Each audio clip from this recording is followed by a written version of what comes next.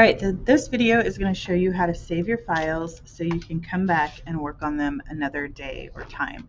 So we're going to pretend like it's almost the end of the period and the bell's about to ring, but I'm not done, and I need to finish working on this tomorrow. So what I'm going to do is I'm going to go to File, Save As.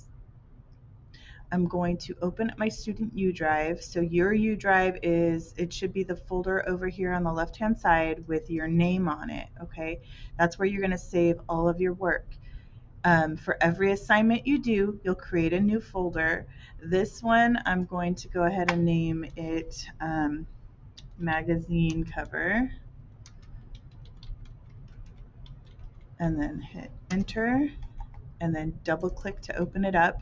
And I'm going to go ahead and give it a name, which it should already have a name if you named it properly at the beginning of your assignment. So usually it's your first initial, your last name, underscore, and then the name of the assignment. This one will be magazine cover. And you're going to make sure that you save it as a type, the Photoshop document, or a PSD. Okay, so what that does, it saves all of your layers so you can come back tomorrow and continue working on this assignment. So now I can close this up, and then tomorrow when I come in, I have to go to File, Open, locate my Student U drive, open my magazine cover folder, and then double click and open up my magazine cover assignment. All my layers are there, all of the work that I've already done is still there, and I can continue working. Okay, so that's how you save it if you are not done.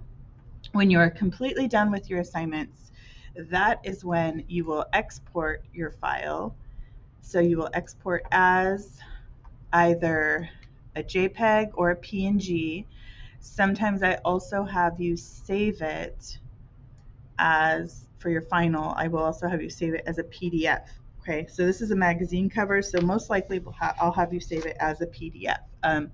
When I create the rest of the assignment, I will go ahead and let you know what to save it as. Okay, so that is how you save your files.